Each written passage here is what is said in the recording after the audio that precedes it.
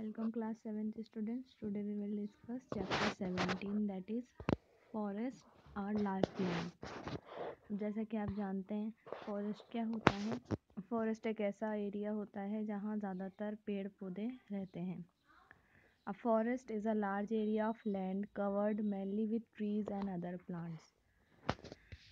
सारे फॉरेस्ट में एक जैसे सिमिलर काइंड्स ऑफ ट्रीज और प्लांट्स नहीं होते क्योंकि वहाँ की जो सॉइल होती है और क्लाइमेट होता है उस पर डिपेंड करता है।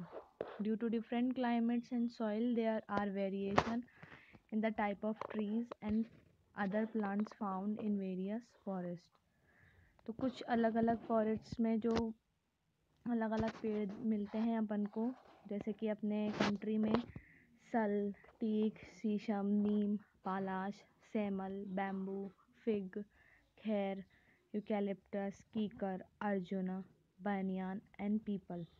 इसके अलावा कुछ श्रब्स भी होते हैं और कुछ हर्ब्स भी होते हैं। और जैसे कि आप जानते हैं फॉरेस्ट जो है उसमें अलग अलग से क्लाइंबर्स और क्रीपर्स दोनों ही अपन को देखने को मिलेंगे। अब जो फॉरेस्ट होते हैं उनमें कोई तो पेड़ उगाता नहीं है, उनमें जो पेड़ होते हैं वो खुद ही अपने आप उगते हैं। अब ऐसा कैसे होता है?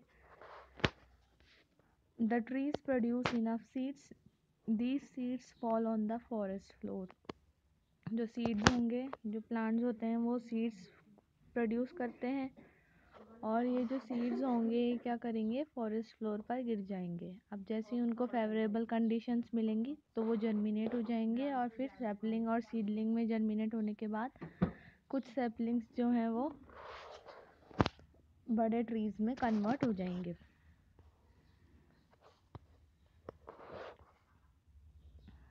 The forest floor provide favorable condition for these seeds to germinate into seedling and sapling. Some of these sapling grow into big trees. The shrubs and herbs also grow in the forest on their own. अब जैसा कि आप जानते हैं अगर forest में पेड़ हैं तो फिर उसमें बहुत सारे एनिमल्स भी होंगे, तो बहुत वैरायटी ऑफ एनिमल्स अपन को जो है देखने को मिलते हैं। जैसे कुछ एनिमल्स हैं monkeys, bore, jackal, bison, elephant. इसके अलावा बहुत सारे इंसेक्ट्स भी होते हैं, बटरफ्लाइज, हनी बीज, बर्ड्स। और ये जो इंसेक्ट्स होते हैं ये पॉलिनेशन में हेल्प करते हैं। इसके अलावा फॉरेस्ट में डिकम्पोजर्स भी होते हैं जैसे bacteria and fungi. Forest is a big habitat. The forest provide a home for many plants, animals and decomposers organisms. A forest act as the purifier of air and water. तो जो forest है वो purifier होता है air का भी और water का भी। एयर का कैसे होगा? जो डस्ट होगी एयर में, उसकी जो पेड़ों की पत्तियां होती हैं वो क्या करेंगी, उन डस्ट को क्लीन करने का काम करेंगी। और ये जो लीव्स होती हैं ये ऑक्सीजन भी जो है अपने एटमॉस्फेयर में देती हैं। तो इस तरीके से अपन कह सकते हैं कि जो फॉरेस्ट होते हैं वो क्या करेंगे, एयर को प्यूरीफाई करने का काम करेंगे। और इसी तरीके से फॉरेस्ट वाटर को भी प्यूरीफाई करते हैं। अब जो ट्रीज़ होते हैं उनकी जो जड़ें होंगी वो क्या करेंगी, डर्टी वाटर को सक करेंगी थ्रू देयर रूट्स यही काम करेंगी और प्योर वाटर जो है अपन को एज अ रेन मिलेगा। Next, components of a forest. अब फॉरेस्ट में कौन क्या क्या चीज़ें होती हैं? तो दो कंपोनेंट होते हैं, एक तो लिविंग ऑर्गेनिजम्स और दूसरा नॉन लिविंग ऑर्गेनिज्म।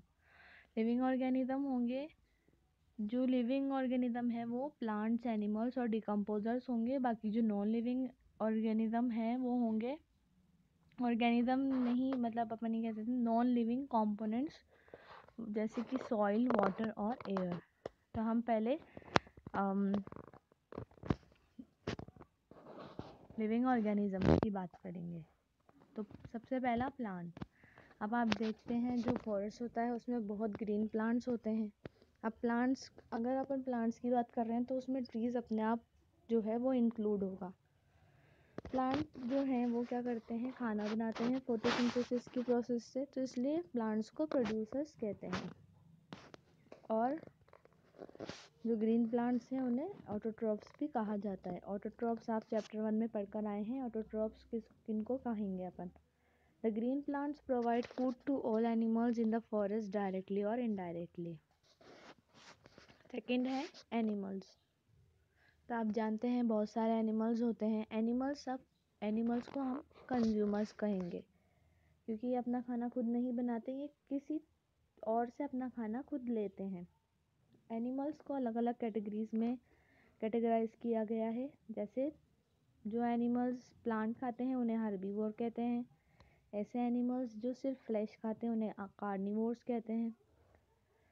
लेकिन ये जो दोनों ही हर्बीवोर और कार्निवोर्स होते हैं, ये डायरेक्टली या इनडायरेक्टली जो प्लांट होते हैं उन पर डिपेंड रहते हैं। और ये जो एनिमल्स होते हैं इन्हें अपन हेटेरोट्रॉफ की कैटेगरी में रखेंगे, क्योंकि ये अपने खाने के लिए दूसरे ऑर्गेनिज्म पर डिपेंड रहते हैं। थर्ड है decomposers.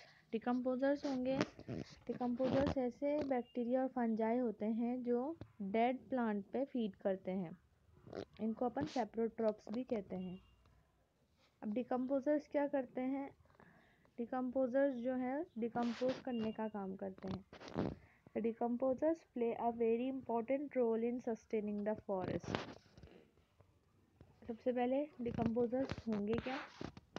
The microorganism which break down the dead parts of plants and dead bodies of animals into simple substance such as mineral salts, carbon dioxide and water, which can be reused by the plant, are called decomposers. तो ऐसे छोटे छोटे micro organism जो dead plants को के parts को mineral salts, carbon dioxide और water में कन्वर्ट कर देते हैं, जो कि प्लांट्स बाद में दोबारा से यूज़ कर सकें, ऐसे जो ऑर्गेनिजम्स होते हैं उन्हें अपन डिकम्पोजर्स कहेंगे। डिकम्पोजर्स आपके फिगर में दे रखे हैं, फिगर 1 में। तो ये एक बैक्टीरिया है, एक फंजाई है। डिकम्पोजर्स जो होते हैं ये नॉन ग्रीन होते हैं।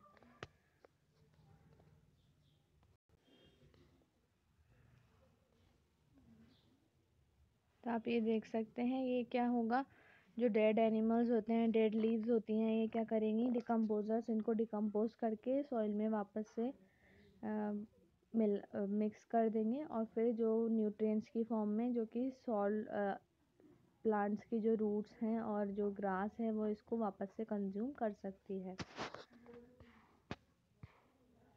ये आप फिगर में अच्छे से आप देख सकते हैं।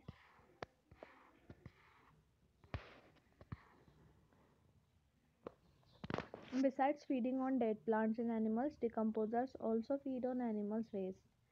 The decomposers break down the animal waste into mineral salts which go into the soil as nutrient for the plant. जैसे कि आपको इस फिगर में दिख रहा है, एनिमल वेस्ट को भी डिकम्पोज कर देते हैं। अब डिकम्पोजर्स का इम्पोर्टेंस क्या है फॉरेस्ट में? तो पहला, डिकम्पोजर्स क्या करते हैं? डिकम्पोजर्स न्यूट्रिएंट्स को वापस प्लांट्स को देने का काम करते हैं। In this way, decomposers help in maintaining the supply of nutrients to the growing plants in the forest.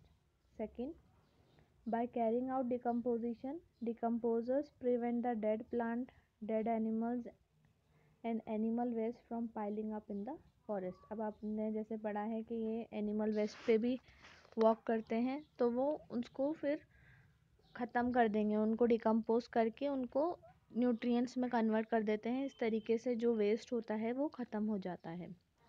Actually अब होगा कैसे, तो ये अपन पढ़ते हैं। Actually when decomposers feed on dead plant parts, dead animals and animal waste, they convert them into a dark colored substance called humus.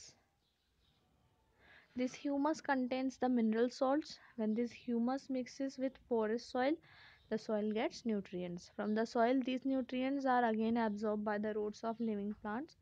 So the importance of humus to the soil is that it provides nutrients for the growth of plants. तो जो dead plants animals होते हैं, animal waste होते हैं, उन्हें ये decomposers एक dark colour के सब्सटेंस जिसको अपन ह्यूमस कहते हैं, ह्यूमस में कन्वर्ट कर देते हैं। और इस ह्यूमस में बहुत सारे मिनरल्स होते हैं जो कि फिर जो रूट्स हैं वो एब्जॉर्ब कर लेती हैं। नेक्स्ट है स्कैवेंजर्स। स्कैवेंजर्स ऐसे एनिमल्स होते हैं जो मरे हुए जानवरों को खाते हैं। Those animals which eat the dead animals are called scavengers. जैसे वल्चर्स, क्रोस, जैकाल्स, हाइना, ये कुछ स्कैवेंजर्स के एग्जाम्पल हैं। इसके अलावा कुछ इंसेक्ट्स भी होते हैं जैसे एंट, बीटल, टर्माइट, वुडलाउस, मैगट, मिलीपीड, ये सब भी जो हैं डेड एनिमल्स को खाते हैं, इसलिए इन्हें अपन स्कैवेंजर कहेंगे। स्कैवेंजर्स एक तरीके से अपने एनवायरनमेंट को क्लीन करते हैं, क्योंकि वो जो है डेड बॉडीज़ को खाकर उन्हें साफ करते हैं एनवायरनमेंट को।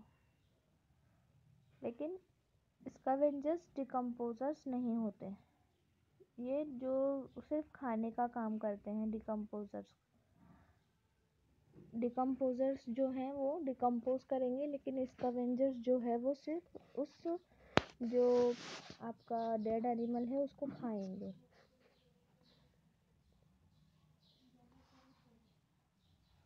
Next topic, why there is no waste in a forest. तो जैसे कि आप जान गए हैं, अब आपके फॉरेस्ट में डिकम्पोजर्स भी होते हैं, स्कैवेंजर्स भी होते हैं। तो स्कैवेंजर्स पहले मरे हुए जानवर को खा लेंगे, फिर जो बचा हुआ जानवर होगा जो गल सड़ जाएगा, उस पर डिकम्पोजर्स काम करके उसको छोटे छोटे सिंपल सब्सटेंसेस में कन्वर्ट कर देंगे, और फिर वो मिट्टी में एज अ ह्यूमस मिल जाएगा। इसी वजह से जो है फॉरेस्ट में कोई कचरा नहीं होता। When the animal die in a forest, they are eaten by some other animal called scavengers. The decomposers organism decompose the dead plant material, dead animals and dead animal waste present in the forest into mineral salts, water and carbon dioxide, which go into the soil and air. Since dead animals are eaten up and the material present in dead plants, dead animals and animal waste are recycled, therefore there is no waste left in a forest. I hope आपके समझ आया होगा। Thank you, that's all for today.